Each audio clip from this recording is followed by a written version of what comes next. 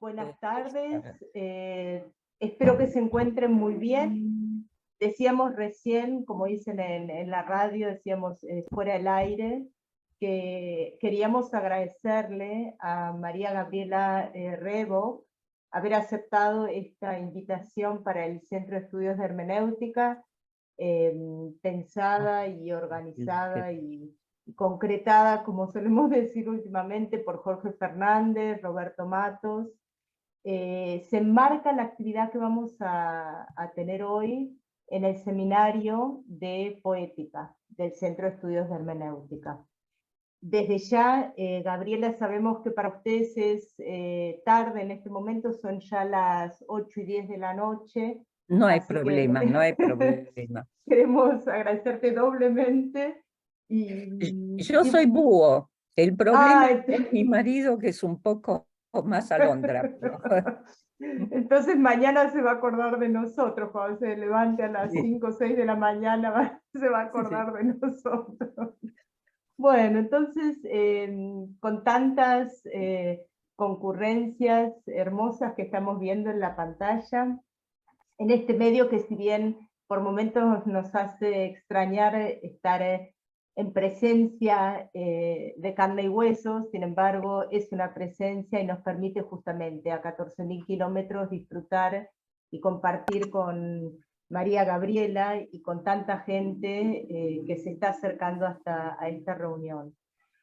Damos entonces, paso el testimonio a Jorge primero, que nos va a presentar entonces su seminario, y a María, y luego Jorge pasa el testimonio al que venga, y así seguimos la posta. Muchísimas gracias a todos y a todas por estar aquí, aquí y allá, es decir, por estar en esta reunión. Gracias. Gracias a ustedes. Muy buenas tardes a todos, es una gran alegría, una alegría muy, muy especial. Hello, Harald. Hola, Jorge. Es una alegría muy especial para mí, personalmente, que tengamos hoy en el Seminario Permanente de Poética del Centro de Estudios de Hermenéutica como invitada a María Gabriela Rebo. Y es muy especial por muchísimos motivos, indico algunos. Uno es la amistad que ya hace muchísimos años cultivamos juntos, con lo cual poder escucharla y compartir siempre algo con ella es una gran alegría y un gran gusto para mí. Pero principalmente porque mi amistad con ella comenzó por la admiración que tengo por su pensamiento y por su dedicación a la filosofía.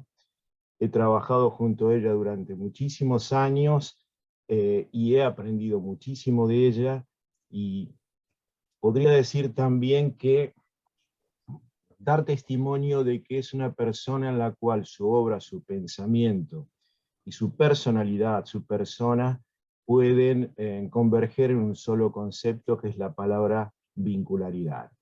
Si bien Gabriela todavía nos debe una antropología de la vincularidad que estará escribiendo todavía y que la seguimos esperando, lo más destacable es que la personalidad de Gabriela misma es una persona vincular, con lo cual eso me permite al mismo tiempo confirmarlo hoy, viendo toda una cantidad de rostros y personas y amigos que se encuentran aquí presentes, con lo cual hacen más grande mi alegría en el día de hoy. Así que le pido a Roberto Matos que ahora haga una presentación más académica, menos amical que la que he hecho yo, pero bueno. Muchísimas gracias, Gabriela, y bienvenida al Seminario Permanente de Poética del Centro Hermenéutica. Muchas gracias, Jorge, y realmente retribuyo lo que dijiste, porque no solo vos aprendiste según tu versión de mí, sino yo también aprendí mucho de ti y sigo aprendiendo. Es una relación muy potenciadora. Muchas gracias. Bien. Muchas gracias bueno, por tus palabras. Bueno, saludo ahí a María, Harold. En principio dejan un saludo muy especial, te dejan Gabriela, el Instituto de Filosofía de la Universidad de Cuyo, Mirta Rodríguez, ¿no? que agradece la invitación al seminario. Bueno, el título del seminario de hoy es Rilke, y la propuesta de una salvación poética en el giro epocal, ¿no? Y tenemos una invitada así realmente muy especial, no solo para Jorge, sino para mí también. Para mí siempre lo dije, Gabriela, para mí mi primera maestra en el ingreso a lo que es la filosofía y demás, eso para mí es ese reconocimiento eterno, y de ahí que para mí es tan especial, y siempre quise poder presentar algo tuyo, estar siendo una suerte de anfitrión de alguna de tus actividades. ¿Quién es? Bueno, Gabriela Rebo académicamente. Ella es doctora y licenciada en filosofía por la Universidad de El Salvador, Buenos Aires, becaria del Heinrich Hertz Stiftung para estudios de posgrado en la Universidad de Köln, en Alemania, académica correspondiente en Alemania de la Academia Nacional de Ciencias de Buenos Aires, investigadora del CONICET, de la Academia Nacional de Ciencias de Buenos Aires, del Hebel Archiv del Ruhr Universität de Bochum, profesora titular del doctorado en filosofía de la Universidad Nacional de San Martín, profesora invitada en varias instituciones, ¿no? La Universidad de Eichstätt en Alemania, también en Viena, Austria, ¿no? En Praga, República Checa, y en Argentina también. Profesora invitada en la Universidad Nacional del Sur, en la Universidad Católica Argentina, en la Universidad Nacional del Comahue, en la de Cuyo y en la de Tucumán. Cuenta con una cantidad de publicaciones, cuenta más o menos algo así como más de 170 publicaciones, bueno, y entre ellas, si hay algo que destacar, es su libro, La actualidad de la experiencia de lo trágico y el paradigma de Antígona, que en 2013 recibe el Premio de Teatro del Mundo. Y bueno, un dato muy importante agregar el día de hoy es que Gabriela va a ser asistida por la doctora Virginia Causa-Durán, que es compañera del grupo Pensar en Comunidad, que seguramente después nos comentarás algo más. Así que, bueno, sin decir mucho más, sin demorarlos, ya te cedo la palabra. Das habe ich gemerkt. Doch. Bueno, ¿podemos compartir entonces pantalla? Muy bien. Bien, nosotros en el grupo Pensar en Comunidad nos habíamos propuesto recordar especialmente la figura de Lu Andrea Salomé, que ha sido una figura muy importante en el giro epocal que se opera al final del siglo XIX y principios del XX. Y acá notamos en este cuadro cómo hay toda una activación tanto a nivel industrial como a nivel de movilidad, pero sobre lo que a nosotros nos interesa es realmente la innovación cultural que tiene lugar en esa época.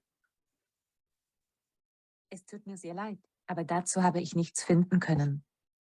Bueno, disculpen que cada tanto hay un elemento alemán que interfiere.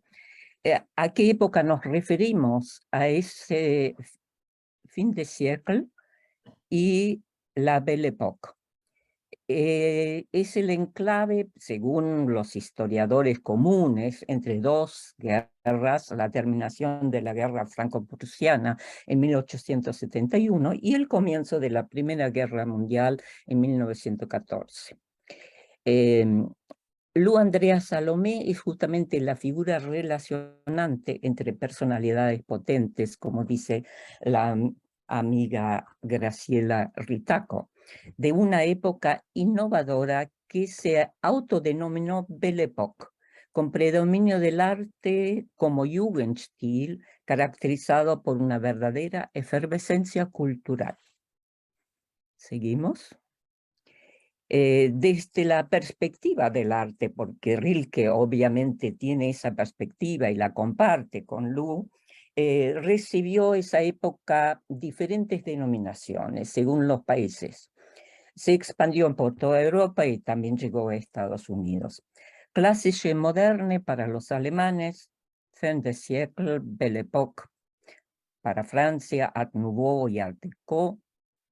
Jugendstil en Alemania, otra denominación, Sucessionsstil en Viena, Modern Style o Liberty en Inglaterra, Stile Floreale en Italia y Tiffany Style en Estados Unidos. Como verán, hay toda una ola expansiva de este movimiento. Jugend hängt mit der Zeitschrift zusammen, die damals einen Titel hatte. Ya, ¿viste? Bueno, según Peter Behrens, que escribió en 1900 ese libro Fiesta de la Vida y del Arte, en todas estas denominaciones encontramos la insistencia en ciertas categorías. La novedad, la libertad, la juventud y por ende también el nuevo comienzo. ¿Seguimos? Y Behrens dice que en realidad lo que caracteriza a esa época es el estilo, y que ese el estilo para él es el símbolo del sentir común de toda una concepción de vida de una época y se manifiesta solo en el universo de las artes, no en las artes particulares y aisladas, sino en el universo de las artes y en esa especie de transposición que hay en esa época entre las diferentes artes. Es una reacción contra el naturalismo y el realismo del arte decimonónico. Ahora las nuevas tendencias son el impresionismo, el simbolismo, el expresionismo, el esteticismo y el surrealismo, y todas ellas colorean también la obra de Rilke. En el escrito, por supuesto, me explayo sobre estas tendencias, pero tengo un cierto tiempo limitado, por eso vamos a limitarnos a indicar el periodo correspondiente a cada uno. ¿Seguimos? Lo que sí se puede decir incide muy especialmente en Rilke es el llamado esteticismo, que va de 1890 a 1920, que retoma la apuesta del romanticismo, 1795, 1835, y que declara lo bello como bien supremo y la poesía como la suprema de las artes. La subjetividad está habitada por un infinito interior que se expresa en esta palabra fundamental de Rilke, Weltinnenraum, espacio interior cósmico. ¿Seguimos? Bueno, para Hegel, justamente el alma romántica y Schöne Seele. se denomina alma bella, con las siguientes características. El estallido de la subjetividad que encuentra así un infinito abisal. En ese infinito reconoce la voz de Dios, que es también una fuerza interior, fuente de toda creatividad. Si bien el romántico porta la marca de soledad, si pensamos en los cuadros de Friedrich precisamente, el monje frente al mar, el caminante en un mar de nubes, instituye, gracias al lenguaje, una comunidad en la que los integrantes se reconocen mutuamente en su excelencia. Ejercen literalmente la bendición, el buen decir unos de otros, que es lo que hicimos hoy en la presentación. Acá vemos el cuadro de Friedrich, la abadía, y, en el Robretal, y vemos una comunidad que es una comunidad de monjes. Es decir, cuando hablamos de la comunidad romántica, o se trata de la comunidad de monjes, pero sobre todo de la comunidad de poetas. No es la comunidad como la podíamos entender hoy. ¿Seguimos? Bueno, la vía regia para Rilke, sin lugar a duda, es la belleza. Y eso ya lo confiesa en la conferencia que da en 1898. A sugerencia de Lu, había leído a Dante, y entonces toma de la Vita Nuova las siguientes expresiones de Dante. El arte no debía hablar otro lenguaje que el de la belleza. y le toca descubrir cuánta eternidad hay en nosotros. Pero a su vez Rilke era gran admirador de Dostoyevsky, quien le hace decir al príncipe Mishkin en El idiota: la belleza salvará al mundo, y de ahí viene también esta idea de la poesía salvífica que está en el mismo Rilke. Yeah, sure. Seguimos. Bueno, hay un hilo conductor que responde a la actitud de Rilke, pero también a la de Lu, que es la poeticidad del mundo. Y el soneto 21 a Orfeo realmente es un representante genuino de lo que quiero transmitir. Primavera ha vuelto. La tierra es como un niño que sabe poemas, muchos, sí, muchos. Por la fatiga de largos aprendizajes recibe el premio. Estricto fue su maestro, nos gustaba lo blanco en la barba del anciano. Bien, ¿cómo se llama lo verde, lo azul? Podemos preguntar. Lo sabe, lo sabe. Tierra que es libre, dichosa tú, juega ahora con los niños. Te queremos atrapar, tierra alegre. El más alegre lo logra. O lo que el maestro le enseñó, lo mucho, y lo que está impreso en raíces y largos, arduos troncos, lo canta, lo canta. La tierra puesta a cantar estaba también en los románticos, en Friedrich Schlegel. ¿Seguimos? Bueno, acá tenemos justamente un escrito de Lu Andrea Salomé, de mirada retrospectiva, donde aparece esa afinidad con Rilke. La vida como poesía. La vida humana, que digo, la vida en general, es poesía. Sin darnos cuenta, la vivimos día a día, trozo a trozo. Pero en su inviolable totalidad es ella la que nos vive, la que nos inventa. Lejos, muy lejos de la vieja frase, hacer de la vida una obra de arte, no somos nuestra obra de arte. Esto es muy significativo en Lu, que no comprendía el nosotros y criticaba a su amiga Malvida Meisenbuch, una gran mecenas y una gran salonier de aquella época, porque usaba siempre el nosotros debemos hacer tal cosa, etcétera, etcétera. Para Lu, ella le objetaba, para mí solo cuenta el yo. En realidad aprendió el nosotros en el amor con Rilke. Y bueno, cuenta la bibliografía que Rilke dejó en la mesilla de Lu Andrea Salomé después de conocerla en 1897, la siguiente nota que luego incluirá a instancias de Lu misma en el libro de Horas como uno en la primera parte de ese libro.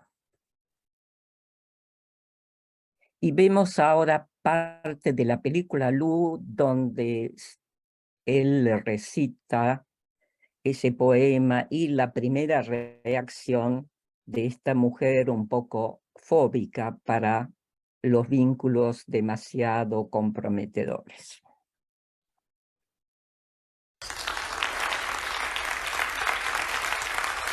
Si hoy estoy aquí, es gracias a una sola persona. Sin ella, probablemente mi destino habría sido desdichado. Lu Andrea Salomé. Apágame los ojos y podré verte. Tapa mis oídos y te seguiré oyendo. Sin pies podré ir donde tú estés. Sin boca continuaré implorándote. Arráncame los brazos. Te tocaré con mi corazón como si fuera una mano. Párame el corazón y latirá mi mente. Lanza mi mente al fuego y seguiré llevándote en la sangre.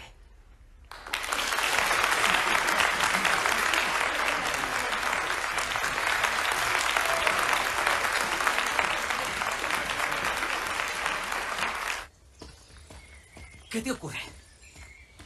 ¿No te ha gustado? Es demasiado. No tiene sentido. ¿Por qué? ¿Encierras tus sentimientos entre muros? ¿Es eso lo que llamas libertad? No tienes que entenderlo. Eres cobarde.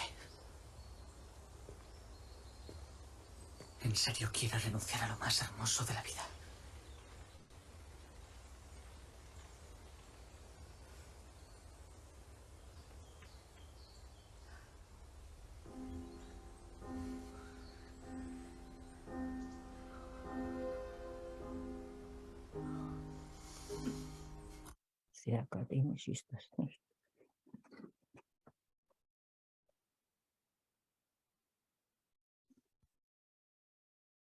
Bueno, y para quienes no escucharon bien el poema, ¿se puede volver a leer? Apágame los ojos, puedo verte. Tápame los oídos, puedo escucharte. Y puedo ir hacia ti sin pies y hasta sin boca puedo jurarte. Arráncame los brazos, te asirillo con mi corazón, como con una mano. Retén mi corazón, latirá a mi cerebro, y si arrojas el fuego a mi cerebro, entonces yo te llevaré en mi sangre. Es la traducción de Fernando Palacios León. ¿Seguimos? Y Lu Andrea Salomé fue una de las primeras en caracterizar la evolución poética de Rilke en 3 etapas. Primero la vacilación romántica ante lo real, que es la que menos le gustaba, que era una especie, según ella, de nebulosa en la que se debatía Rilke y tenía un exceso de sentimentalismo. La confianza en lo real, a la que ella contribuyó, pero sobre todo la figura de Rodin. Recuerdan ustedes que Rilke fue durante 4 años secretario privado de Rodin y admirador, por supuesto, de su obra. Y finalmente la entrega a lo real y su cumplimiento poético en la palabra. Antonio Pau habla ahí del momento oracular y mágico, cuando habla del tercero. Pero en el fondo creo que más o menos dicen lo mismo desde otras perspectivas. ¿Seguimos? Y acá tenemos justamente una de las esculturas que más lo impresionó y que luego hará de ella una transposición poética, La mano de Dios, o también llamada La creación, del año 1897-98. Y vemos un trozo de mármol sin trabajar, representando la naturaleza. Del lado izquierdo, la pareja humana, que es la historia de la humanidad, y ambos sostenidos por la mano de Dios. ¿Seguimos? Y ahora les quiero presentar cómo ve Rilke a Lu y luego cómo lo ve ella a él. Ese poema indica justamente cómo la ve. Eras para mí la más materna de las mujeres, una amiga eras como lo son los varones, una mujer eras para mirarte y con frecuencia eras todavía una niña. Fuiste lo más tierno que me salió al encuentro, lo más duro con que luché. Tú eras lo alto que me bendijo y fuiste el abismo que me devoró. ¿Seguimos? Y ahora, como lo ve Arainer Lu. Si durante años fui tu mujer, fue porque tú fuiste para mí lo por primera vez real, cuerpo y ser humano indiferenciablemente uno, hecho indubitable de la vida misma. palabra por palabra habría podido confesarte lo que como confesión de amor me dijiste tú, solo tú eres real. Así nos convertimos en esposos aún antes de habernos hecho amigos, y nuestra amistad apenas si fue elegida, sino que provino de bodas igualmente subterráneas. No se buscaban en nosotros dos mitades, la totalidad sorprendida se reconoció con un escalofrío en la increíble totalidad. Y así fuimos hermanos, pero como de tiempos remotos antes de que el incesto se tornara sacrilegio.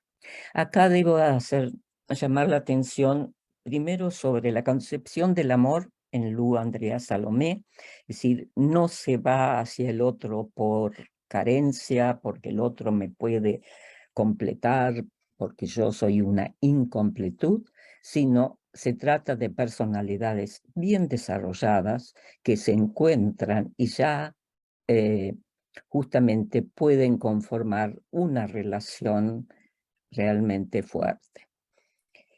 El paradigma de hermanos, que yo he trabajado en mi libro sobre Antígona, aparece aquí también en Lu, como lo habrán leído, y ella trató con todas sus parejas instaurar esa modalidad de vínculo.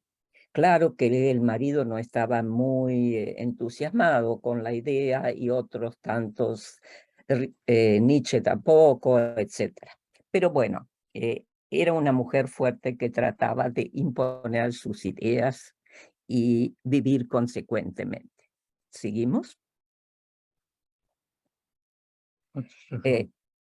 Según Antonio Pau, Lu amó a Rilke con una intensidad tan atronadora como efímera, pero que operó un cambio profundo en Rilke y arrojó como resultado una caligrafía limpia y clara.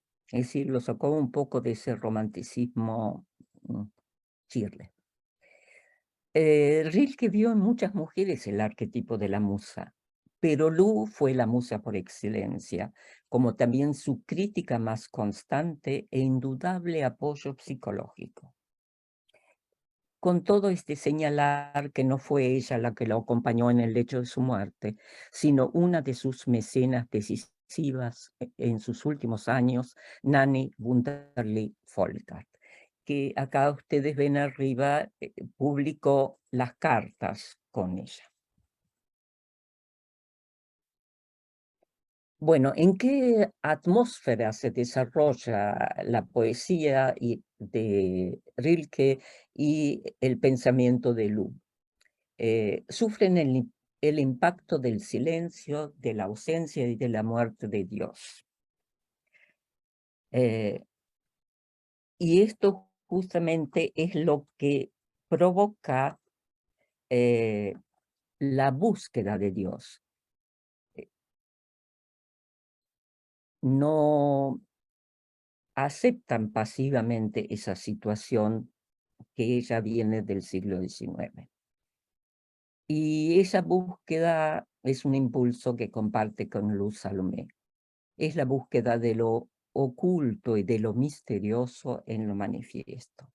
Parte del dolor de la pérdida de Dios, de su silencio, de su retirada, de su ausencia y hasta de su muerte.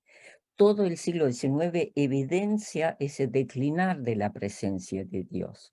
Si bien la forma más dramática se encuentra en el parágrafo 125 de La ciencia jovial de Nietzsche, ya Hegel en la obra juvenil Fe y Saber nos habla de la muerte de Dios y se refiere al sentimiento de la época expresado ya en la frase de Pascal en el siglo XIX. La naturaleza es tal que marca por todas partes el Dios perdido y en el hombre y fuera del hombre. ¿Seguimos? Por supuesto, Hegel no puede ahorrarse la crítica al Dios de los filósofos. Fracasa el pensamiento dogmático y la religión natural y testimonia el dolor en Fe y Saber, justamente, de que Dios mismo está muerto. Se trata justamente del Dios de los filósofos. Hegel discute en esa ocasión con Kant, Jacobi y Fichte, porque según él, ellos no acertaron a relacionar lo finito como momento de lo infinito en una totalidad. Fueron incapaces de asumir el sufrimiento absoluto o el Viernes Santo especulativo y resucitar así con una más jovial libertad. En el capítulo 7 de la Fenomenología del Espíritu reitera esa acusación del gran dolor por la muerte de Dios. El dolor persiste en la conciencia desgraciada, que es la figura elemental de la conciencia cristiana, que vive en un mundo quebrado y es una subjetividad también quebrada que sabe lo esencial fuera de sí. El mundo quebrado en un más acá y un más allá. Se supera también esta figura y también de la religión revelada, según Hegel, en el saber absoluto o en el espíritu que se sabe a sí mismo. ¿Seguimos? Bueno, por supuesto, este tema de la muerte de Dios es como el agujero negro, pero también el centro alrededor del cual gira el viraje epocal. Como había girado el otro viraje epocal en la antigüedad, cuando, según nos relata Virgilio en la cuarta égloga, se describe allí la derrota de Pan. Ese Dios teleomórfico reconoce su propia limitación y la necesidad de un Deus superior para la Arcadia, y acepta la primacía de Daphnis como nueva divinidad pastoril, tutora de la Arcadia. ¿Café? Ya, Peter. Seguimos. Lo interesante es que justamente en toda búsqueda, si ha de tener algún sentido, tiene que haber alguna huella. Y justamente fue Rilke quien fue el primero que concibió justamente en forma poética a Dios como huella.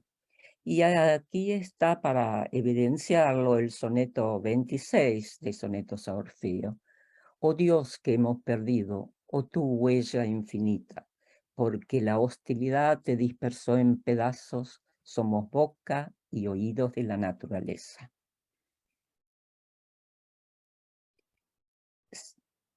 Esta idea de la huella reaparece en Heidegger y en Derrida. Lo señalo, no entro en eso porque tengo un tiempo limitado para esta conferencia, pero para quien se interese pueden seguir esta indicación. Sin embargo, la pérdida de Dios no es obra nuestra como el asesinato aludido en el texto de Nietzsche. Más bien somos nosotros los perdidos por Dios. Nietzsche dice, todos nosotros somos sus asesinos. Es una de las frases fundamentales de ese parágrafo.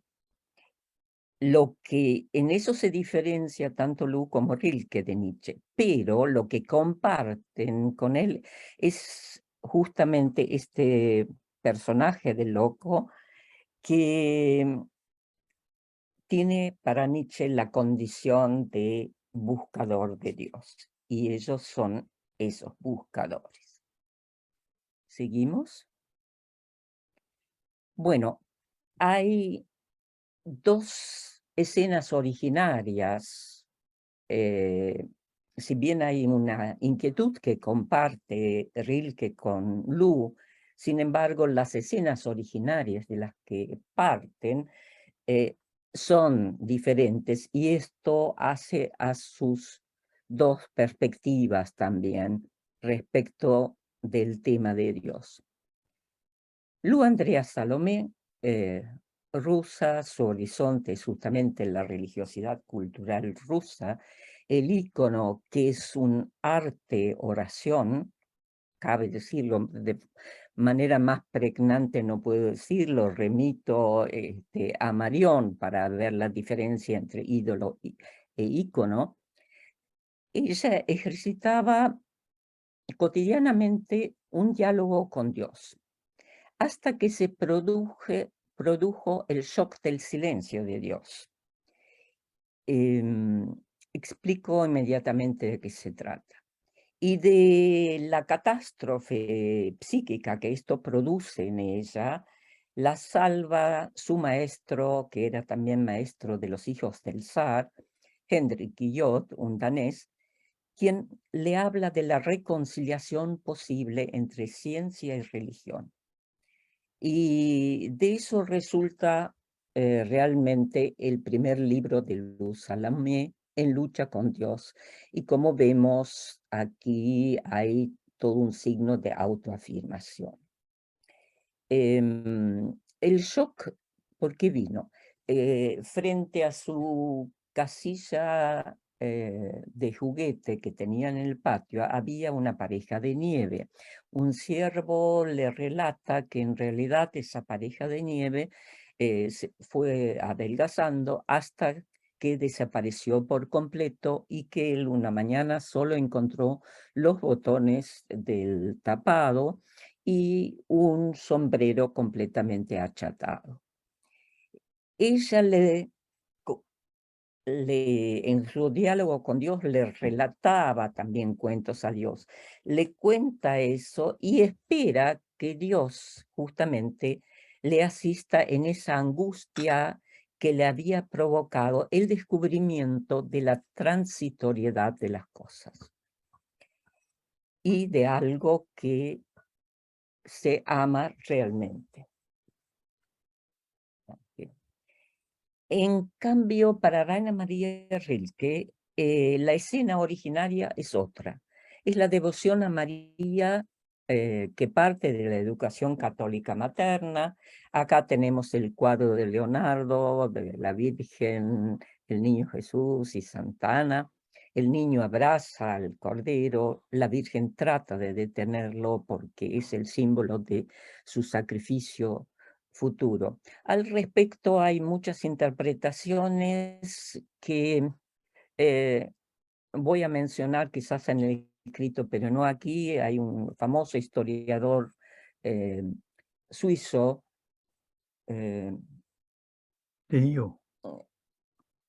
Reinhardt, que dice que en realidad lo que intenta el niño es estrangular al Cordero. Bueno, esto es como demasiado traído de los pelos y discutible. Pero bueno, la hermenéutica, como ustedes saben, tiene varios atajos. Insistimos que se trata de, en el caso de Rilke, de una religiosidad que asume sufrimiento. Para él son de una importancia decisiva los festejos de Navidad con fuerte presencia de los ángeles. Y ellos son acontecimientos de la presencia de Dios. Esta no puede perderse como si fuera una piedrecilla. Por esa relación con el nacimiento, el Dios de Rilke será siempre el Dios venidero, futuro. ¿Seguimos? En cambio, la experiencia y la escena originaria de Lu es otra. Como marca de su infancia, señala Lu el pasar del regazo del padre, a quien amaba muchísimo, al regazo de Dios. Los dos padres ensamblados en uno, calor del regazo materno y omnipotencia paterna. Separarlos y distinguirlos como esferas del amor y del poder es ya una tremenda ruptura en el bienestar premundano y sin deseos, por así decirlo. Es decir, una ruptura, una herida narcisista. Pérdida de Dios ante el enigma de la transitoriedad, como ya relaté, de la pareja de nieve, y la consecuencia de ese silencio de Dios. Pues no solamente para mí desapareció el Dios que había estado pintado sobre la cortina, sino que desapareció del todo para el universo entero. Sobrevive una sensación fundamental de inconmensurable comunidad de destino con todo lo que es, que se despertó entonces oscuramente y no dejó ya nunca de traspasarlo todo.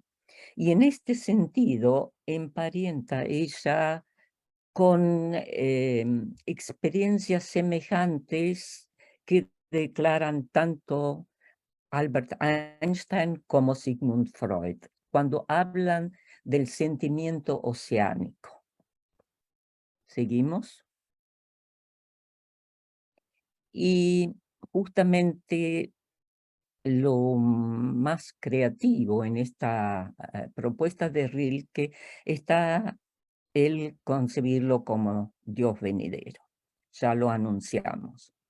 La sexta carta del joven poeta Capus escribe Rilke allí contra una supuesta pérdida de Dios alguna vez presente en la infancia, porque es presuntuoso que creamos poder perderlo como una piedrecilla. Quien lo tuviera podría ser perdido solo por él. Rilke no nos habla de un Dios pretérito, sino del Dios venidero, en consonancia con la nueva mitología de los románticos.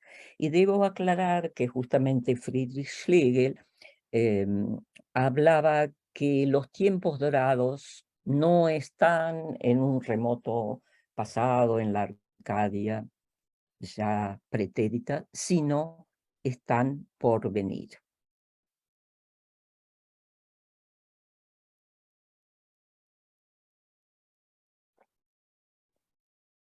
Y le dice a Capus, ¿por qué no piensa en él, que él es el venidero que desde la eternidad está por llegar, que es lo futuro, el último fruto de un árbol cuyas hojas somos? ¿Qué le impide proyectar su nacimiento a los tiempos que serán y su vida propia como un día doloroso y hermoso en esta sublime preñez? Esperen que se me tapa el texto. Bueno, Nach links, das nach links. kann ich nicht. Jo. Nein, geht nicht. Bueno, usted no ve como todo lo que acontece es siempre un comienzo y no podría ser ello su comienzo, ya que comenzar en sí es siempre tan hermoso. Si él es el más perfecto, no debería preexistir algo inferior para que él pueda escogerse entre la plenitud y la profusión. No debe ser el último para abarcarlo todo en sí. ¿Y qué sentido tendríamos nosotros si aquel a quien anhelamos ya hubiese existido? Festeje Navidad, querido señor Capus, en el piadoso sentimiento de que quizás él necesite de su angustia ante la vida para comenzar. Estos días de transición acaso sean precisamente el tiempo en que todo en usted trabaja en él, como ya ha trabajado en él jadeante en la infancia. Sea usted paciente y ecuánime. Piense que lo menos que podemos es no hacerle su advenimiento más difícil de lo que la tierra se lo hace a la primavera cuando ésta quiere venir. Bueno, el tema de la primavera, como la tierra que se pone a cantar, también fue un motivo romántico. Pero bueno, lo vamos a encontrar de una manera insistente en la poesía de Rilke. ¿Seguimos? Bueno, de las dos relaciones respectivas de Lu y de Rilke con Dios, podemos decir que resulta patente que la relación con Dios se basa en el primer amor, que esa es la escena originaria. El amor al padre de Lu y el amor, si bien problemático, a la madre de Rilke. Dios es entonces la huella impresa en la infancia.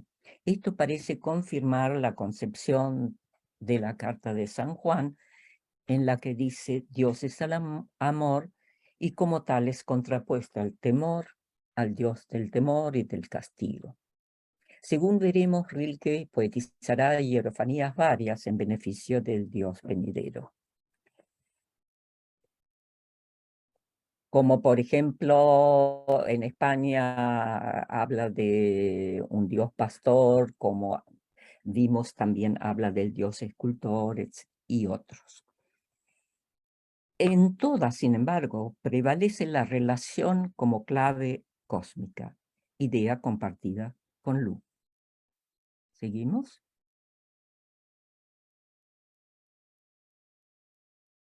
Bueno, aquí la tierra ya se puso a cantar, es primavera, este cuadro de Botticelli ya icónico, disculpen, lo habrán visto miles de veces, pero creo que de nuevo nos pone en clima.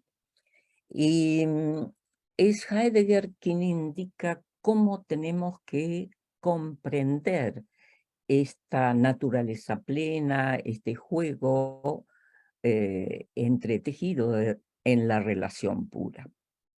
La gravedad de las fuerzas puras, el medio inaudito, la relación pura, la relación total, la naturaleza plena, la vida, el riesgo, son lo mismo. Y la naturaleza plena se manifiesta preferentemente en la primavera, en la que se pone a cantar. ¿Seguimos? Esto es un trozo de la novena elegía de Duino, que justamente alaba a la tierra porque entiende que respecto a ella tiene una misión poética. Tierra, ¿no es eso lo que quieres? Invisible resurgir en nosotros. ¿No es tu sueño ser alguna vez invisible? Tierra, invisible. ¿Cuál, si no la transformación, es tu misión urgente? Tierra, tú, amada, yo quiero. Oh, créeme, no necesitas más de tus primaveras para ganarme para ti. Una hay, una sola es ya demasiado para la sangre. ¿Seguimos? Claro, el espacio interior cósmico hace pendant con los paisajes metafísicos de Rusia y España. La tarea sufriente y apasionada es para el hombre ayudar a la tierra provisional y caduca a su resurrección en lo invisible, previa conversión al espacio interior cósmico. Es como el contrapunto de los espacios metafísicos de la estepa rusa, del rocoso espacio que circunda a Toledo y, ¿por qué no?, de la pampa argentina, destinados a espejear el espacio interior cósmico. Esta última hipótesis la ha trabajado muy bien el amigo filósofo Arturo García Estrada. ¿Seguimos, no? ¿Seguimos? Bueno, llegó a Toledo después de haber trabado amistad con Zuloaga, un pintor al que admiraba mucho y con quien se conserva realmente una valiosa correspondencia. En el año 1912-1913 hace su viaje a España.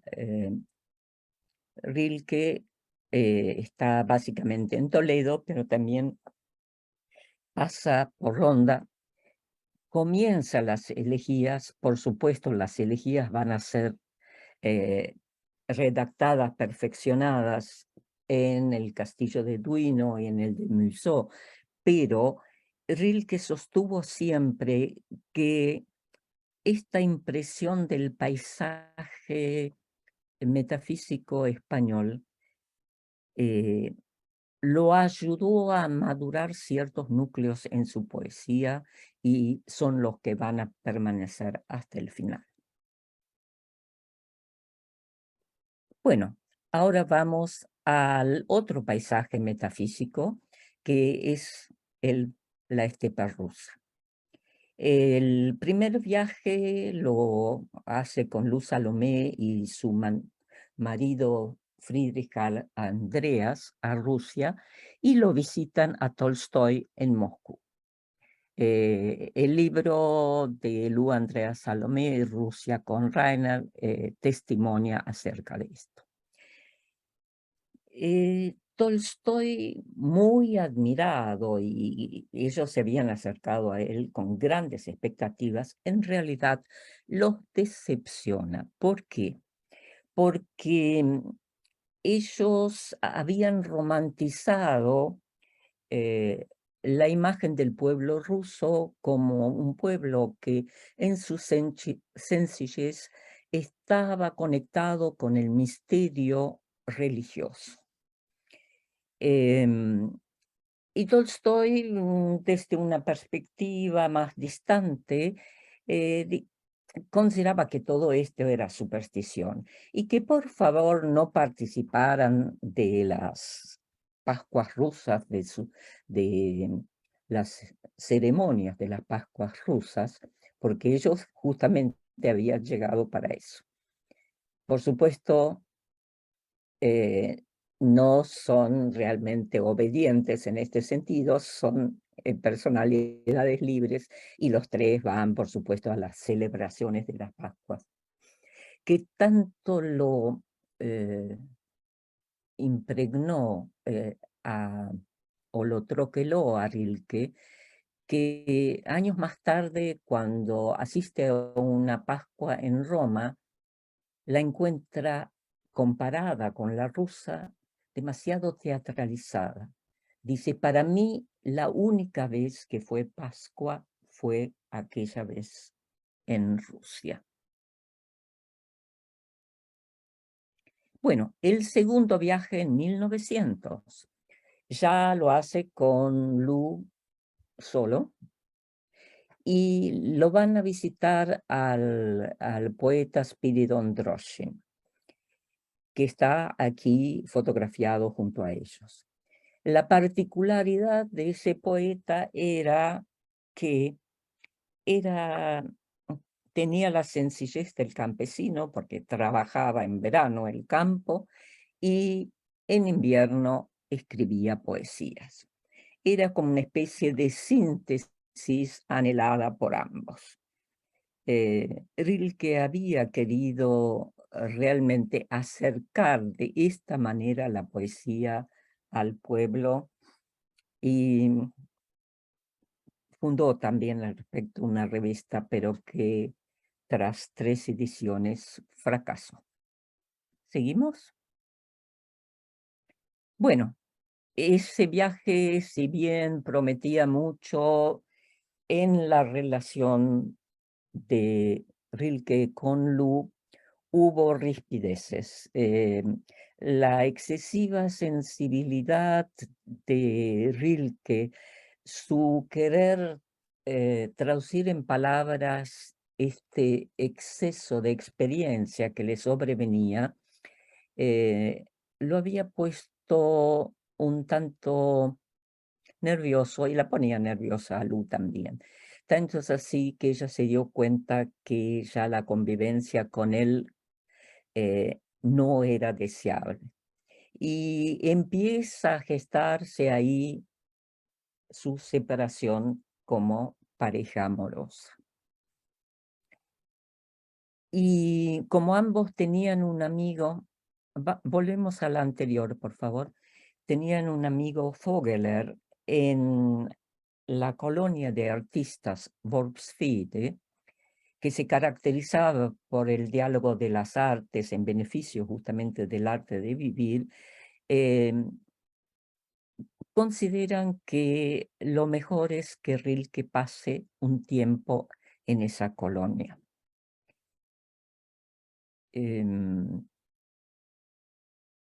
efectivamente, Rilke se instala allí y no solo que se instala, sino encuentra a su futura mujer con la que en 1901 se casa, Clara Westhoff, una discípula de Rodin, que a su vez es ella misma escultora.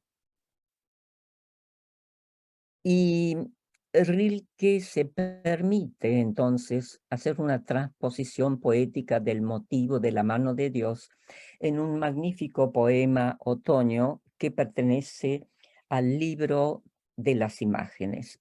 Esta sugerencia, porque yo estaba muy exultante con la primavera, aparte aquí en Alemania estábamos en plena primavera, en nuestro barrio es floreciente, le escribí un email a Daniel Lecerre y él me contestó nada menos que con el poema del otoño, que es justamente la otra cara de la moneda. Si me permiten, entonces seguimos.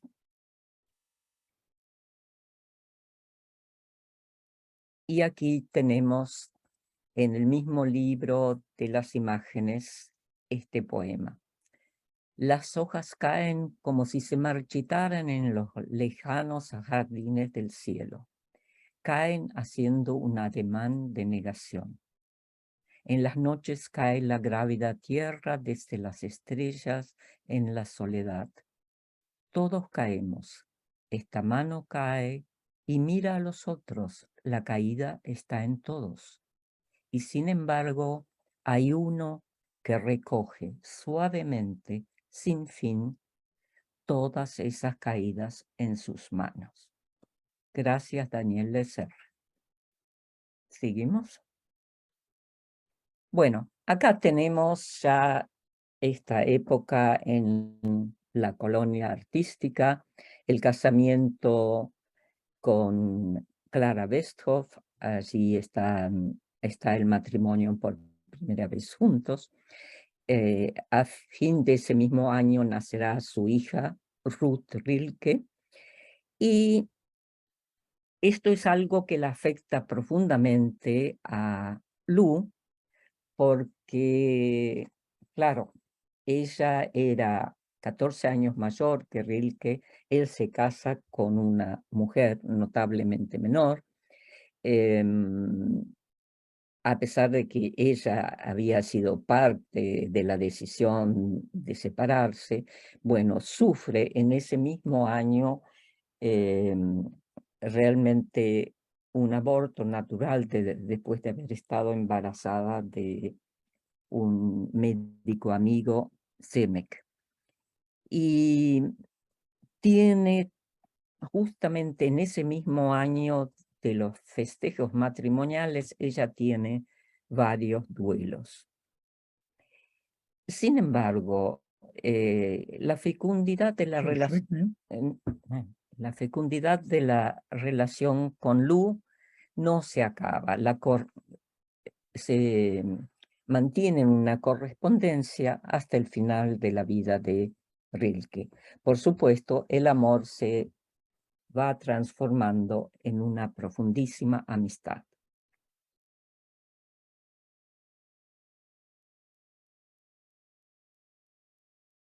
Bueno, como impacto de ese matrimonio y de la relación y admiración por Rodin, tenemos esta idea en el libro de las imágenes del Dios escultor. Solo cuando los ángeles despliegan sus alas son ellos los despertadores del viento, como si Dios hojeara con sus amplias manos de escultor las páginas en el oscuro libro de los comienzos. Una manera de coincidir con el Génesis, porque bueno, también ahí la arcilla es conformada para dar comienzo a lo que somos.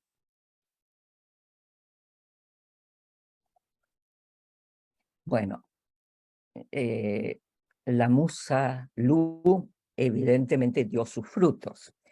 Y tenemos entonces acá nada menos que el libro de Horas, con sus 3 partes: el libro de la vida monástica, el libro del peregrinaje, el libro de la pobreza y de la muerte.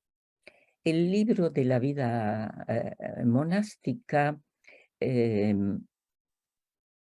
retrata sobre todo esa experiencia conmovedora que tuvo Rilke cuando, estando en Rusia, visitaron los conventos rupestres, a los monjes que habitaban conventos rupestres. Y ya el título mismo nos sugiere la santidad del tiempo, no el tiempo desgastado, monótono del tic-tac de los relojes, sino este tiempo cualitativo, traspasado por lo divino, del cual sabían muy bien los monjes medievales. Y que, como ustedes saben, esta práctica sigue entre los monjes contemporáneos también. ¿Seguimos?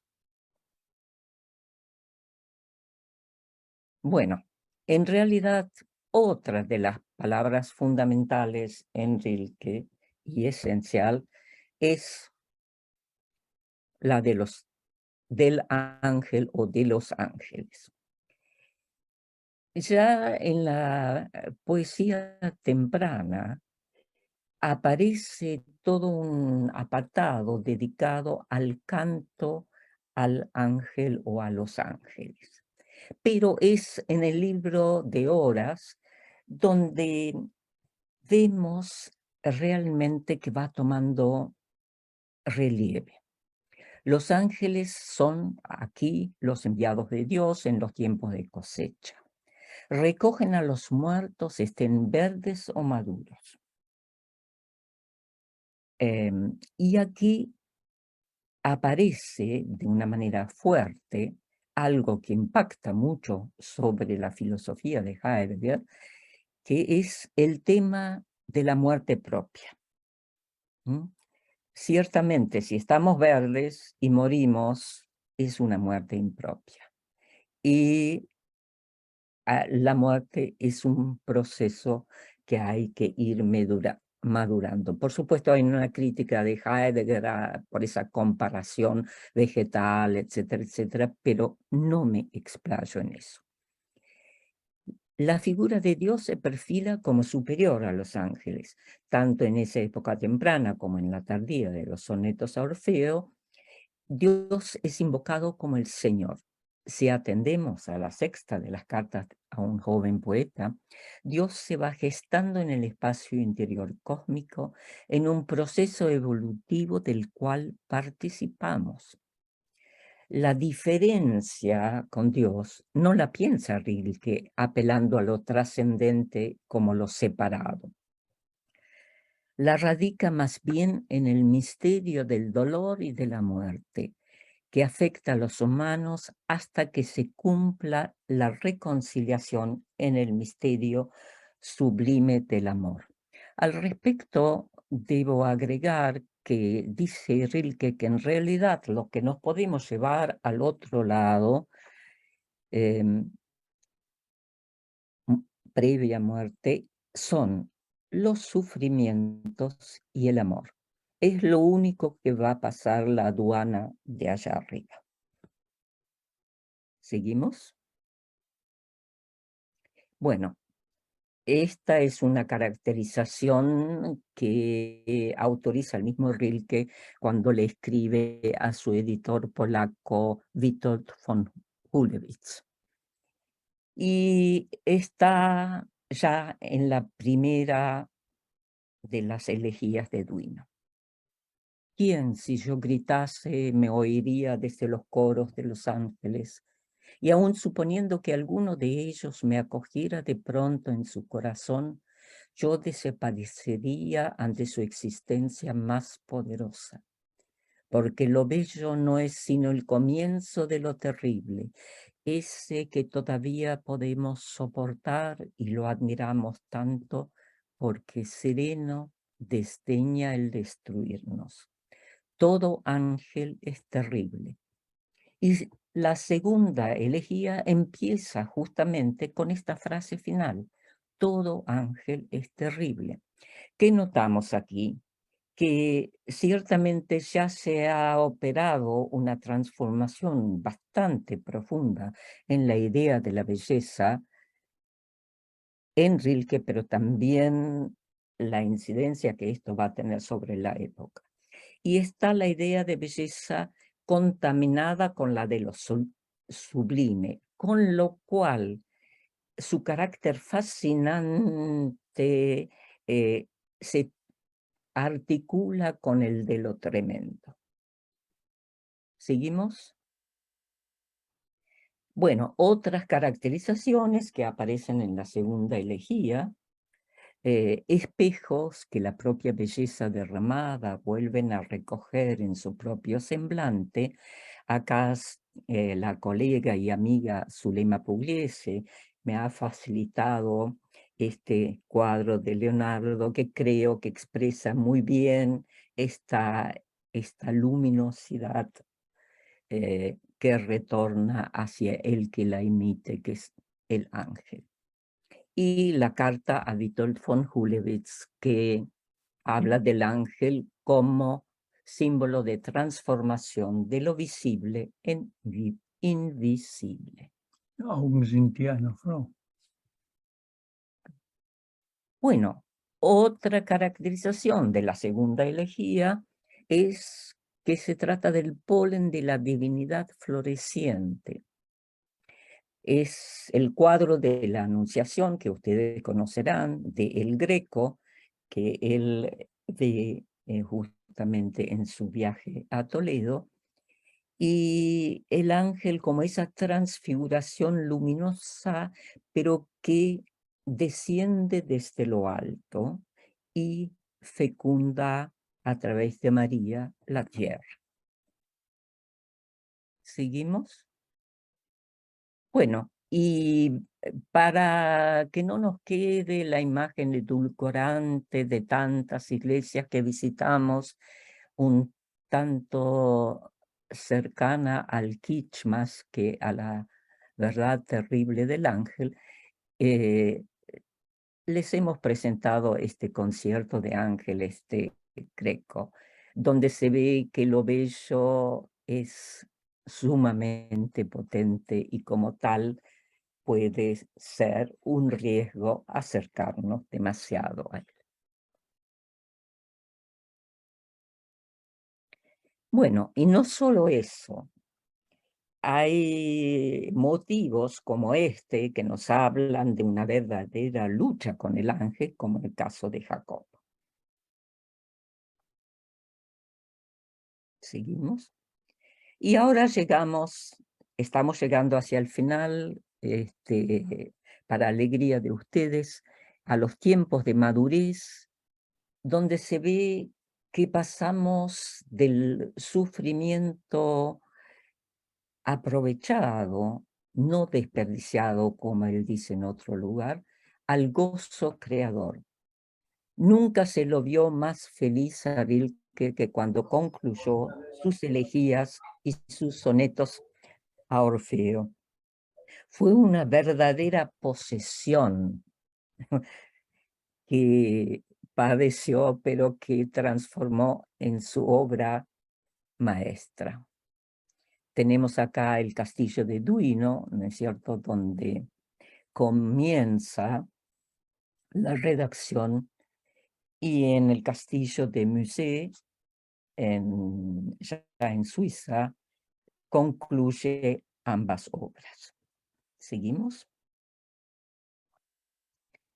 De los sonetos a Orfeo, quiero rescatar justamente la aparición de ese Dios escondido, oscuro, silencioso, etcétera, al Dios que canta. Y de alguna manera este símbolo de Orfeo es como introductorio para este Dios que canta, pero ahora a la luz del Dios venidero, no del Dios pasado. Y allí, en este famoso soneto 19, dice acerca de nosotros los hombres, Rilke: no se ha reconocido los sufrimientos, no se ha aprendido el amor, y lo que en la muerte nos aleja no ha sido develado. Solo el canto sobre la tierra santifica y festeja. Acá tenemos la función, básicamente la función salvífica de la poesía, que da palabra a esto que no ha sido experimentado a profundidad y que era requerido para nuestra condición humana. ¿Seguimos? Bueno, y esta es una dedicatoria que él le hace a una marquesa admiradora y que me parecía interesante presentárselas porque a mí me sorprendió también, porque no corresponde en general a la experiencia común de Dios. Afirma Rilke: es necesario ser feliz para encontrar a Dios, porque los que lo inventan debido al infortunio van demasiado rápido y buscan demasiado poco la intimidad de su ardiente ausencia. Es decir, el haber vivido la Damit noche, kann ich dir leider auf dem Mac nicht helfen. la noche de Dios, es lo que hace que este amanecer sea tan jubiloso. Y vamos, creo que a la última, en relación con lo abierto, que es ese espacio cósmico en el que está comprometida la interioridad abisal también, que no es la supresión de las fronteras y de los límites, pero no es un vacío, sino es el entretejido de las relaciones más puras.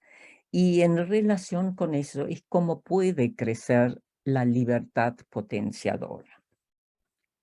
Y este poema de Rilke así lo afirma. Porque esto es culpa. Si hay algo que es culpa, no aumentar la libertad del amado con toda la libertad que en sí mismo surge.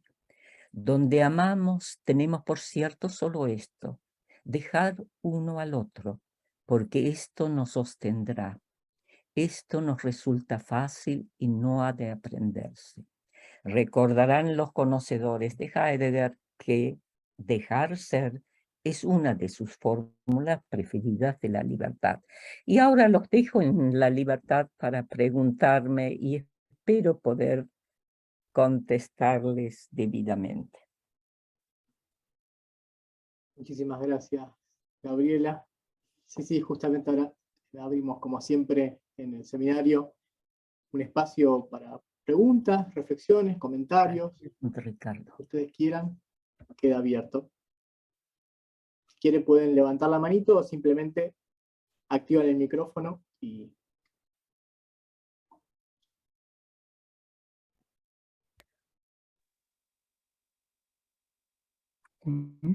Gracias, Klaus. Bueno, Gabriela, muchísimas gracias. Realmente ha sido un recorrido muy completo, muy interesante, sobre la relación entre Luz Salomé y Rilke, y también sobre el carácter salvífico de la poesía. Se me ocurre una pregunta, porque por lo menos en Hölderlin, ya Hölderlin ve esta necesidad incluso de transformar el sacerdote en poeta, y bueno, ya el mismo Hegel ve también en su concepto de religión del arte esta necesidad de ir transformando, digamos, los mediadores y las formas de mediación de lo salvífico. Mi pregunta es esta: ¿cómo ve Rilke esta transformación del sacerdocio en poeta, y cómo juega esto, en todo caso, en Rilke, en lo que hace a la dimensión de lo salvífico, a través de la poesía. Sí, y en realidad, como vos muy bien señalás, no es una novedad, porque Hölderlin había expresado tajantemente lo sagrado sea mi palabra, y se entendía a sí mismo como ese intermediario entre cielo y tierra. Lo que aquí me parece distintivo es que es un intento que, después de lo que vio el romanticismo y que vivía esa relación con lo sagrado, que esto a lo largo del siglo XIX se fue apagando, y estos nuevos personajes, se puede incluir hasta a Nietzsche, ¿no? Eran verdaderos buscadores de Dios y buscaban realmente al así llamado Dios vivo. En filosofía estamos acostumbrados a hacer ese contraste entre el Dios de los filósofos. Hay mucho escrito sobre Dios desde Platón, Aristóteles, etcétera, de todo el medioevo, pasando por la modernidad también. Pero cómo lograr de nuevo esa relación que hemos perdido. Cómo renacer justamente a través de un vínculo que es primario y que es el que nos sigue concediendo siempre la fuerza creadora. Y él lo concibe realmente como una misión, y Lu, cuando él entra en sus abismos depresivos de grandes angustias, le recuerda que él tiene esa misión de obedecer a su Dios oscuro, dice, que puede ser una imagen del destino, pero también puede ser el mismo Orfeo como el nuevo mito que de alguna manera nos está sugiriendo que hemos superado a Prometeo, al que tiene el fuego y las herramientas en la mano. No sé si Sí. Muchísimas gracias. es donde... También tienen el chat disponible si quieren escribir por ahí alguna consulta. Yo tenía una pregunta, Roberto. Adelante. Sí. Sí, Laura. Gracias, María Gabriela. Muy, muy motivador, más las vinculaciones con el romanticismo que nos ofreciste de Rilke. Y te quería preguntar, cuando mencionaste la comunidad de poetas a la que se refiere Rilke, Sí.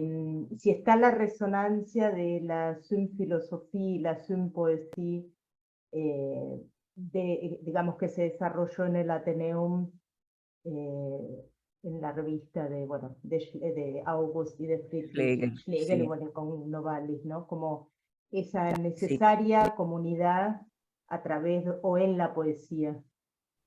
Sin lugar a dudas. Por eso cuando Lu al principio le objeta, a pesar de ser una mujer sumamente inteligente y culta, le objeta el romanticismo como si el romanticismo fuese esa cosa sentimentaloide. Es una idea vulgar desde la cual no cabe objetarle a Rilke.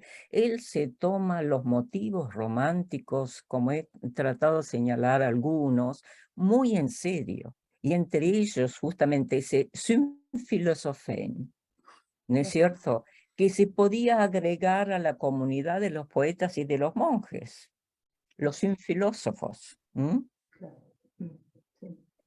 Pensar en comunidad es lo que hemos instaurado las mujeres ahora.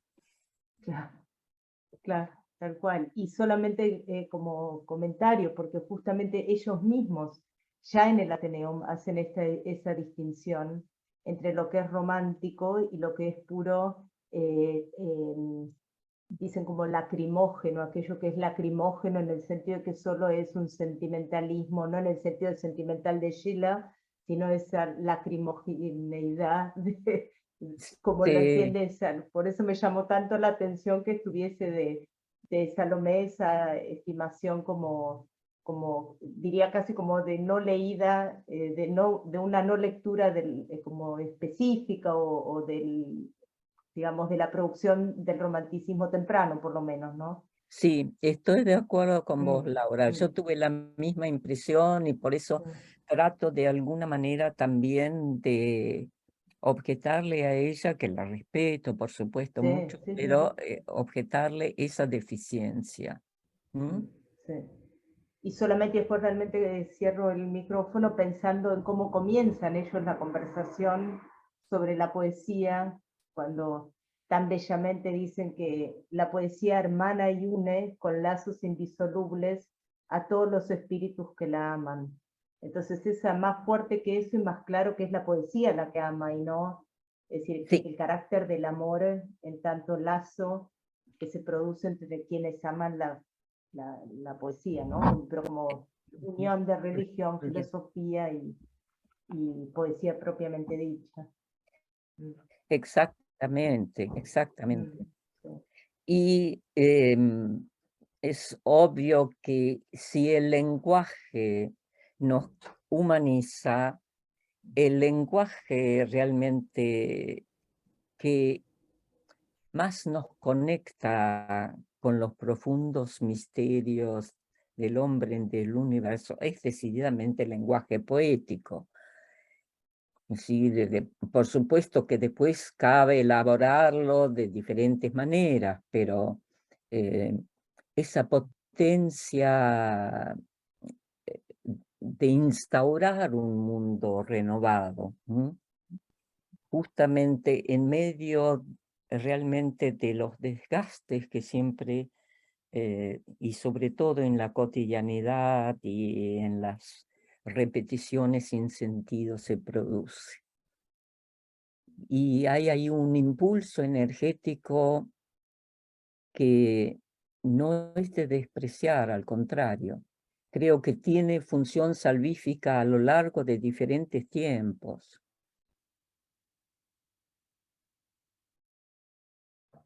Muchas gracias. Hola Gabriela. Mm, Muchas gracias por todo Silvia, esto que estuvimos compartiendo. ¿Cómo estás? ¿Cómo estás, Harald? La bien. verdad me gustó muchísimo. Y de las muchas cosas que quisiera preguntarte, me quedé muy enganchada con esto de este enlace entre lo bello y lo sublime a partir del ángel, porque me remitió inmediatamente a Schiller, donde ya se supera esa escisión entre lo bello por un lado y lo sublime como dos formas, y Schiller, viste, cuando señala lo bello es sublime y la Sí, tragedia es el lugar. Entonces yo te quería preguntar, ¿hay en Rilke, en esta interpretación de Los Ángeles, en esos bellísimos poemas, un enlace entre esto, lo bello es sublime y la tragicidad de la vida, o un fondo, o hay un repensar este fondo trágico, o ya hay una ruptura con la tragedia? no, no. La tragedia, en cuanto él trataba de olvidarse de ella, lo alcanzaba enseguida. Era un hombre bastante enfermo y aparte psíquicamente muy angustiado, de modo que sabía lo que es el aprendizaje a través del sufrimiento. Y justamente uno de los motivos trágicos que él retoma, que aprendamos, que no desperdiciemos ningún sufrimiento, sino que aprendamos de él. Pase y Mathos, ¿no es cierto? Ya había dicho Esquilo.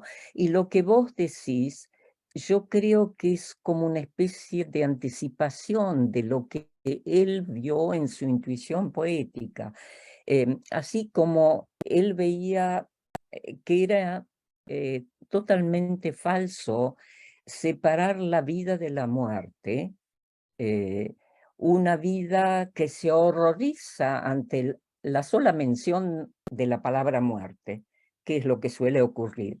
Socialmente es algo muy inconveniente que uno haga referencia a eso.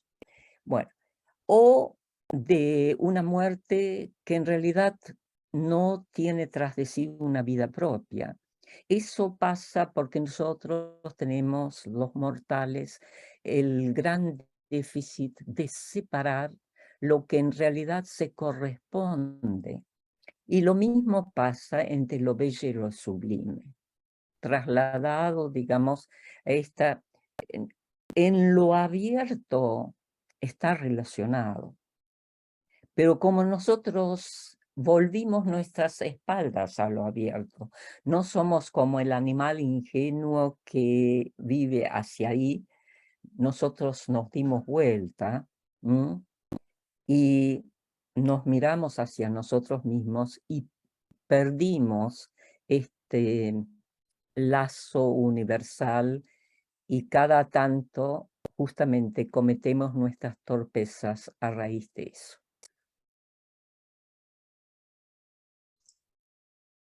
Querida Gabriela, quería Ay, felicitarte bienvenido, qué honor, qué por tu honor. magnífica y sustantiva exposición sobre Rilke, que realmente me conmovió.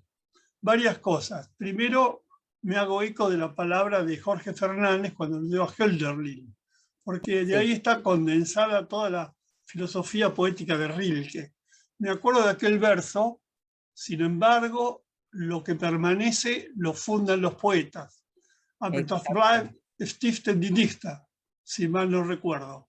Segundo, transmitirte mi alegría de ver a Harald, aunque sea por Zoom. Y en tercer lugar, me emocionó cuando mostraste la especie de castillo de los Vogele en Forsvede, precisamente porque en él estuve alojado con mi mujer una semana, viviendo a Rilke y pensando incluso en el vínculo de Rilke con la que fue su mujer. Reitero, felicísimo de haberte escuchado. Vos sabés que todo ese tiempo que tematizamos en el grupo el tema de Forsvede, pensé en Malena y en ti. Los tuve muy, muy presentes. Es imposible que yo ya disocie este lugar de, bueno, de tu persona, de ustedes.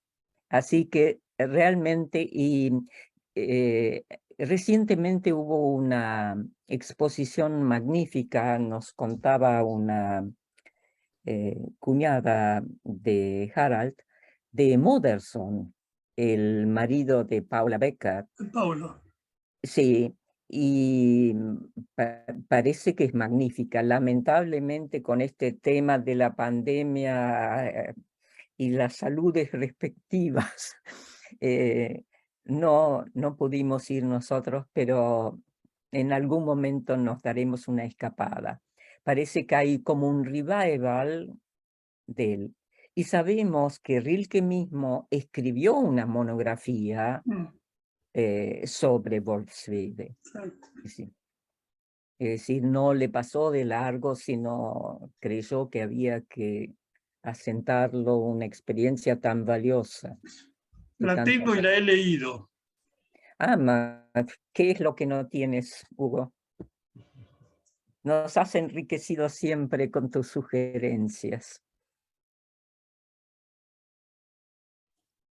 Adelante, Raquel.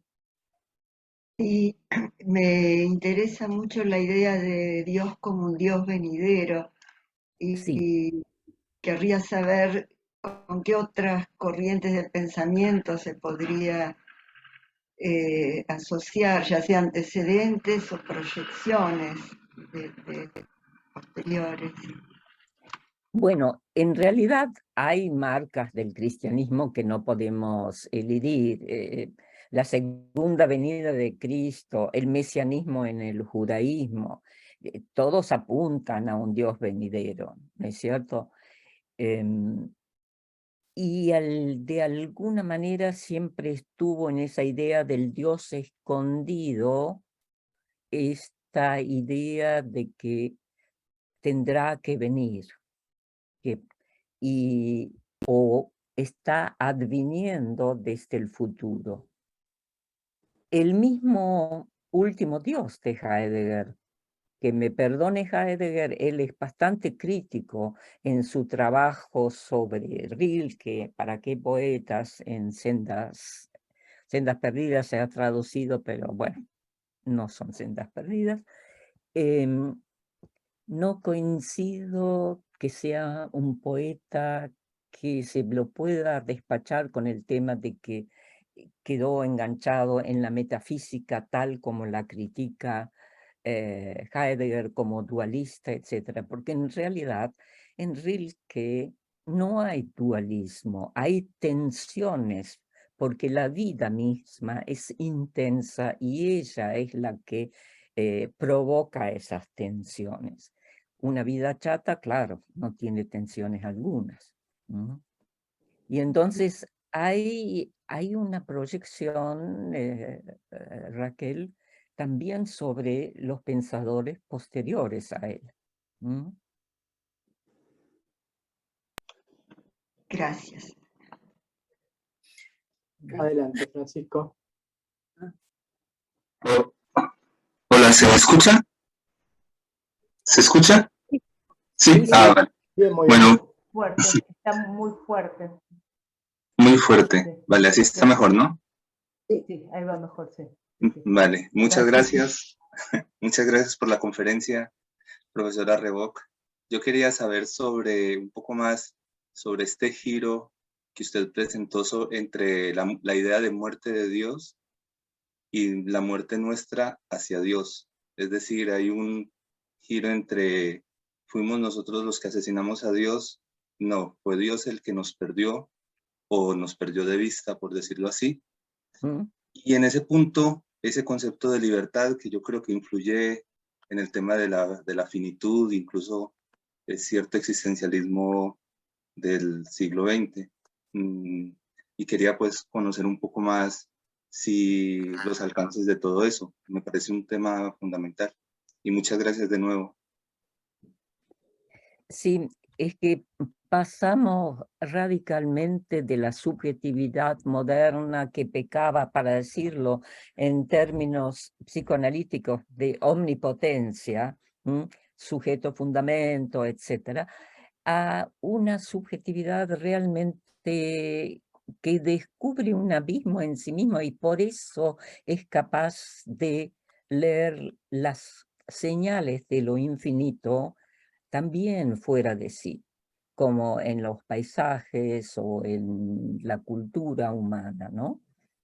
Y realmente creo que hay al mismo tiempo una fuerte insistencia en que debemos participar en ese advenimiento, no quedarnos como espectadores esperando que nos sobrevenga, sino nosotros tenemos responsabilidad de que esto acontezca y por muy arriesgado que sea, porque el ámbito de lo sagrado sabemos que es peligroso, que es arriesgado, pero en el hombre la naturaleza se arriesga y en el poeta mucho más. Y son los poetas por eso quienes como punta de lanza nos han presentado estos proyectos realmente tan hermosos como sublimes. Gracias. Muy bien. Gracias Silvia. a ti. Hola. Hola, Silvia. Hola, Gabriela. Hola, Harald. Me alegro de verlos tan Lo bien. mismo Gracias. Bueno, lo que ha sido una verdadera ontología de la belleza y del amor ha sido tu exposición, Gabriela. Como sabes, te admiro desde siempre, pero no puedo dejar de pensar en el ámbito, en el eje psicoanalítico, en esta relación entre Lu y Rilke. En primer lugar, me parece que hay un fondo edípico en esta búsqueda de Dios por su amor al padre de parte de Lu y por su amor a la madre de parte de Rilke. Y por otro lado me recordó esta relación, esta búsqueda de hermanos que dice Lu que estuvo muy presente en su vida debido a tener tantos hermanos, entonces que en cada hombre buscaba un hermano. Me parece que en este caso de Rilke hubo un poquito una excepción, ¿no?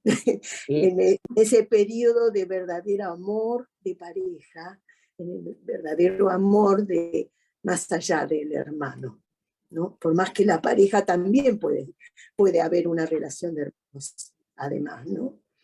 Eso te quería comentar nada más. Muchas gracias, Silvia, y evidentemente es así, la misma Lu lo confesó, no le resultaba fácil, pero sí confesó que fue el amor por excelencia, su relación con Rilke. Y lo que seguramente vos vas a trabajar más de lo que lo pueda hacer yo, es esa referencia que hace Lu a la herida narcisista, que podemos decir cuando abandona esa identificación con el todo y es obligada a nacer, y cada vez ella misma tiene menos importancia. Da para mucho más, da para especialistas como vos, pero creo que haces muy bien en marcar que, como era obvio, el talento psicoanalítico de Lu, reconocido por el mismo Freud, no había que dejarlo en las sombras. Gracias, Gabriela. Muchas gracias. gracias. A ti. Gracias a ti. Gracias, Gabriela. María. Sí, bueno, muy conmovida y también verlo a Harald. Me quedó una cosita que dijiste casi al final de la exposición en palabras de Rilke. No desperdiciemos la angustia para la escritura poética, ¿no? Y me conmovió porque si nos quedamos con la angustia sola se pierde eso que se puede transmitir y que tanto los grandes poetas nos dan como que por ahí en algún rinconcito podemos transmitir nosotros, ¿no? Así es, María, y realmente como son inevitables los sufrimientos que nos depara la vida, desperdiciarlos es realmente un gran desatino. Sí. Y puede ser nuestra perdición, y por eso el poeta trata de salvarnos de eso. No con un masoquismo, obviamente, porque eso sería se entiende. patológico, Sí, sí. ¿no? Pero sí verle el valor del aprendizaje que ya la tragedia siempre le vio. Y que nosotros, por una vida más cómoda, como decía Lu, en Occidente somos entre comerciantes y hedonistas, bueno, perdemos la intensidad de la vida. Muchísimas gracias. Gracias a ti por participar. Saludos a Vicente. Gracias. Y decir a Harald que te soplaba muy bien. Sí. Gracias, muchas gracias por el cumplimiento. Teléfono. Adelante, Mauro. Gabriela, la verdad Cristina. que acá estoy. Sí, desde tu lejana Patagonia. Desde mi lejana Patagonia, pero cercana al corazón siempre de ustedes. Y me alegro muchísimo de verte con Harald acompañada como siempre. Y lástima que no tenemos el cafecito de por medio como teníamos.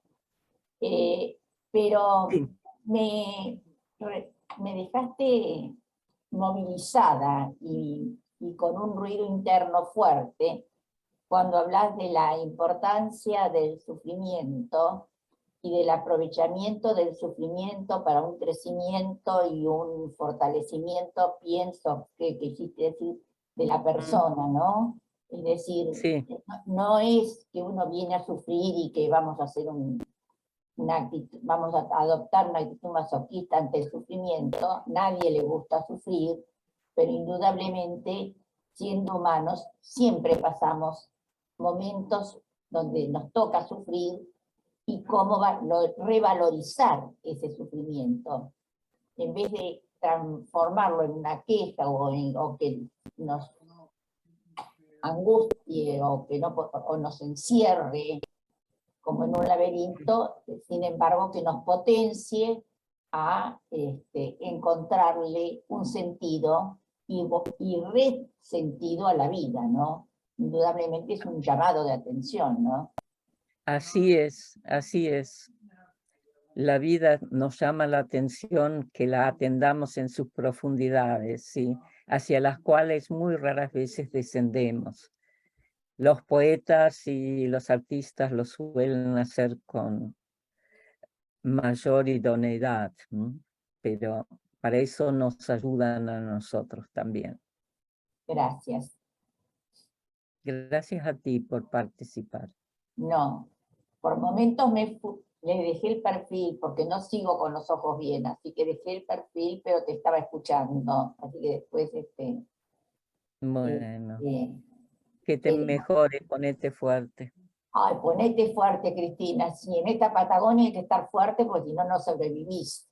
Exactamente, no es también un paisaje metafísico. Es un paisaje metafísico, sí, y que nos dice mucho, sobre lo desértico y sobre esa soledad, y sobre esos cielos y la soledad que se vive, ¿no? Sin lugar a dudas. Y cómo esa soledad nos lleva a mirarnos no hacia afuera, sino hacia adentro. Los patagónicos estamos como más volcados sobre nuestra interioridad, ¿no? En todo sentido, menos vida exterior, más vida interna, en las casas y en uno mismo. Así es. Conozco el paño. Yo sé que conoces el paño, y lo compartimos también, que en los veranos... Sí, por tu generosidad, sí. No, ojalá. Bueno, Mauro, adelante.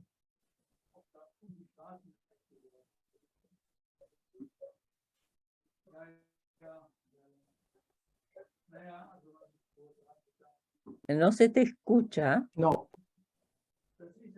No. Nada se escucha. Muy a lo lejos. Si querés pasamos con Zulema y después probamos de vuelta. Bueno, yo primero quería agradecerte, María Gabriela, por llevarnos de la mano en este viaje poético tan completo a través de Rilke. Saludar a Harald, siempre es una alegría verlo.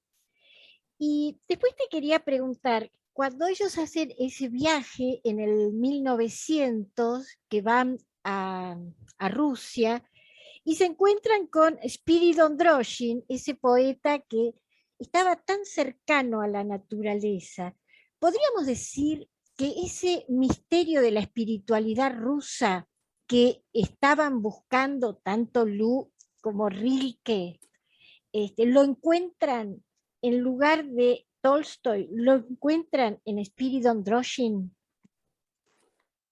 Sí, en buena parte. Es decir, ellos serían felices si pudieran combinar los dos caracteres, si pudieran integrarlo, porque sin lugar a dudas reconocen las profundidades de Tolstoy y demás. Y el otro, en su sencillez, es a veces soberbio justamente a raíz de esa sencillez que él expone. Entonces, rescatan de ambos algo, por supuesto. Tolstoy por ahí es más evidente, más reconocido y todo lo demás, pero de Droshin tampoco quedan muy entusiasmados. sospechan ahí una especie de soberbia en su sencillez, incluso la pobreza, porque tiene una familia numerosa que tiene que alimentar, y por supuesto, no sé si con el campo y la poesía tenía muchas posibilidades para ello. En realidad, el poeta ideal no hay que buscarlo afuera, lo buscaron, pero se dieron cuenta que estaba en ellos mismos. Ajá. Bueno, muchas gracias. Muy claro. Creo yo. Gracias a ti por tu contribución. ¿Probamos otra vez, Mauro? La conectividad, qué cosa, ¿no? No. ¿Y si lo escribes? En el chat, claro.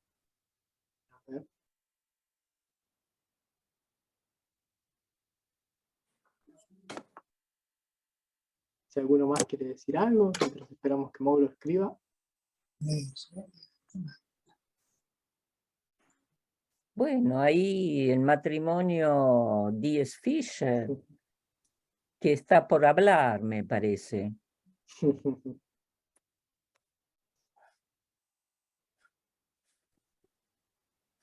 Tienen cerrado el micrófono. Ahora sí. Ahí está. Gabriela, ¿puedo preguntar? A veces con Mandrioni hablábamos sobre el tema de los ángeles en Rilke. Sí. Y me acuerdo que una de las cuestiones era que Mandrioni, veíamos que en Rilke el ángel, digamos, era muy estético, era una figura más estética que religiosa.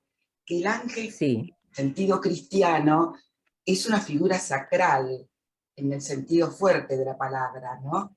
Sí. Como que, y también me acordaba, una cosa, no sé si la recordás, Gabriela, ligado a esto de lo poético y lo sacral, más anecdótica, una vez te despedíamos que te ibas a Alemania, para variar. Y estaba Olga Orozco al lado mío en la mesa, éramos todas mujeres, y le preguntaban a Olga por el sentido de la existencia. Y Olga contestó, me acuerdo que se dio vuelta y me miró, yo estaba en la cabecera, y me dijo, dijo a todas, Raquel, en el fondo solo queda la poesía y la plegaria. Sí. Y después me dijo, mira Raquel, al final, solo queda la plegaria. De eso incluso tengo una tarjeta que ella me manda al otro día, que la pierdo, la encuentro, la vuelvo a perder y la vuelvo a encontrar. Pero un poco está ligado a lo del ángel, ¿no? Es decir, lo poético sería como lo penúltimo, pero finalmente la plegaria sería un lenguaje más decisivo aún. Sí, y en Rilke encontramos más de un pasaje en el que acerca el poetizar a la oración. Ah, claro, sí. Y esto tiene que ver con la experiencia rusa también, ¿no? Como esa conexión con lo abierto, con lo más sublime, con el fondo creador, no es posible si no transitamos a través del ángel, con todo lo terrible que son las pruebas del ángel, que presenta batalla, etcétera, que deslumbra, que podría deshacernos con su fuerza más poderosa, etcétera. Pero sí, ese motivo está, y me acordé de ti y de tu ocuparte de Los Ángeles. Creo que no ha pasado ese tiempo, seguirá siendo algo que te interesa, ¿no? Gracias, Gabriela, una preciosura la conferencia. Gracias por estar. Estoy tan contenta de ver a tanta gente amiga. Sí, sí, se llenó. Llegamos a ser unos 52 más o menos. Entonces yo lo que voy a hacer es tratar de cerrar con la pregunta de Mauro. O sea, ya estamos más o menos en el tiempo que le dedicamos siempre al seminario. Y bueno, agradece, ¿no?, la conferencia. Dice que es un gusto escucharte, verlo a Harald ahí. Y quería preguntarte sobre la primavera en Rilke. Leo. Usted señaló que en allí la tierra es un invisible resurgir en nosotros. Dice, bueno, la tierra visible. ¿No quiere ser invisible? Entiendo que esa es la pregunta. Esto me remite a un pasaje del diálogo Bruno de Schelling, donde la tierra que vemos es una copia de la tierra invisible.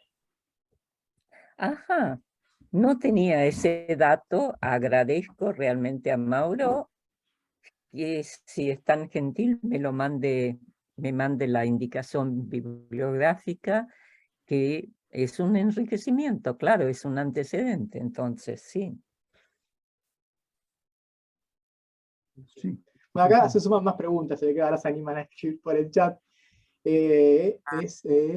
Marcelo Zabaley dice, bueno, hola, excelente presentación. Quiero consultar a la profesora cómo entiende lo que ocurrió con la canción de amor y muerte del alférez Christopher Rilke, es decir, que ambos soldados de la Gran Guerra y la Segunda Guerra, ambos llevan escrita la canción. Sí, bueno, es algo que lo sorprendió a mismo Rilke cuando escribió la canción de vida y muerte del soldado Christopher Rilke. Y tuvo un éxito. Él estaba decepcionado porque él tenía un trauma tremendo con el tema de la formación militar. Su padre le había obligado a cursar su secundario en un colegio militar, con todos los rigores y una masculinidad así que no le calzaba a Rilke. Rilke era un hombre que necesitaba desarrollo de su sensibilidad, de no que le pongan grilletes.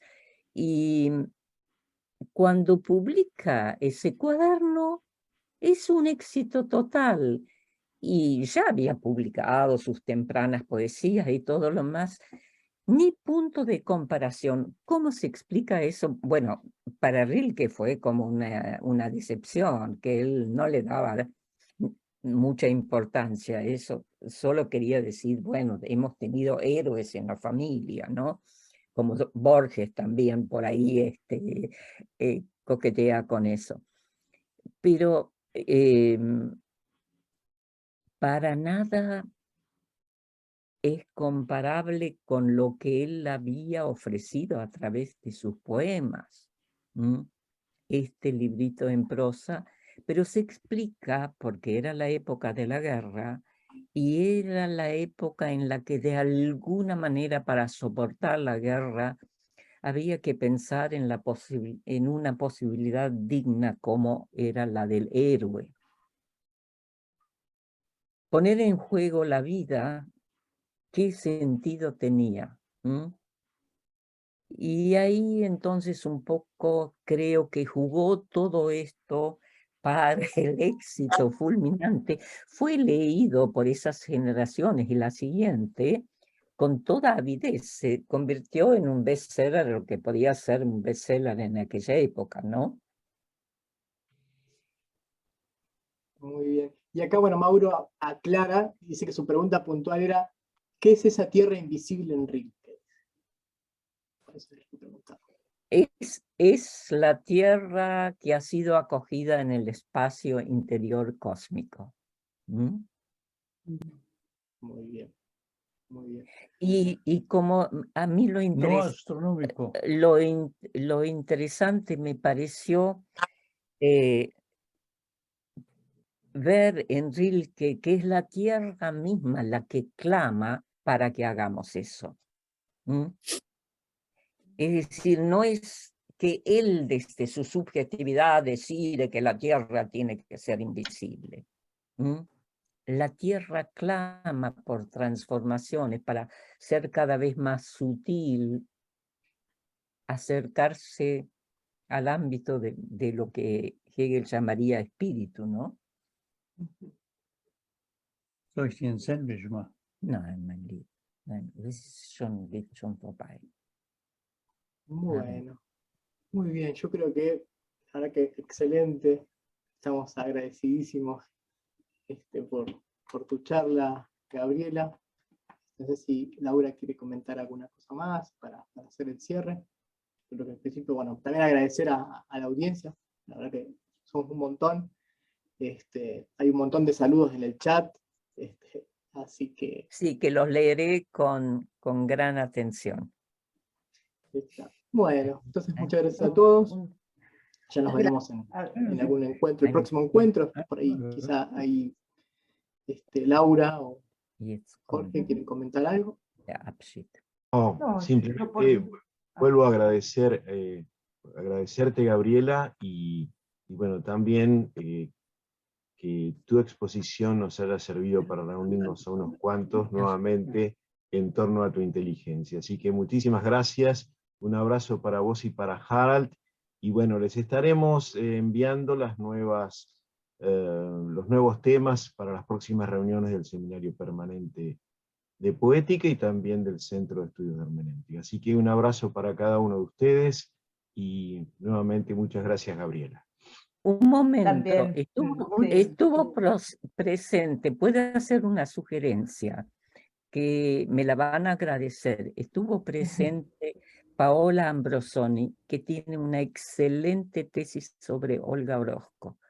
Se las recomiendo para que se conecte con ella. Les voy a mandar el email. Sí, por favor. Para que ella tenga la oportunidad también de gozar de vuestro ámbito y ustedes de ella. Gracias, Gabriela. Muchas gracias. Gracias. Bueno, sí, Muchas gracias. si nos mandase contacto, y desde el Centro de Estudios de Hermenéutica un agradecimiento enorme a Gabriela, a Virginia, a Jorge, por supuesto, a Roberto, y Harald, un abrazo, y como decía, mañana te vas a acordar de nosotros, espero que bien. Muchas gracias. Muchas gracias. Lo voy a mantener en los límites. Sí, debo agradecer especialmente la asistencia de Virginia Casaurán, de Zulema Pugliese, de Silvia Olazo, de Graciela Ritaco, que ayudaron en el armado del PowerPoint, pues yo técnicamente soy un tanto torpe todavía. Me sé valer de ellos. Y después nos dirán si podemos subir esta presentación al canal de YouTube. Y bueno, les dejamos también un saludo de Carlos Ruta, director del centro, que hoy no se pudo conectar, no pudo estar presente, pero seguramente si subimos la grabación, ahí nos escribió que la escuchara con mucha atención. Y quizá, Gabriela, solo no quería que me quede en el tintero volver a recordarles el libro de Manfred Frank sobre el Dios venidero, para quienes quieran repasar alguno de los aspectos, alguno de los aspectos de esa obra enorme que escribió por la pregunta que hacía Raquel, que lo anoté y por las dudas. Der Weniger hat sich auch gemeldet.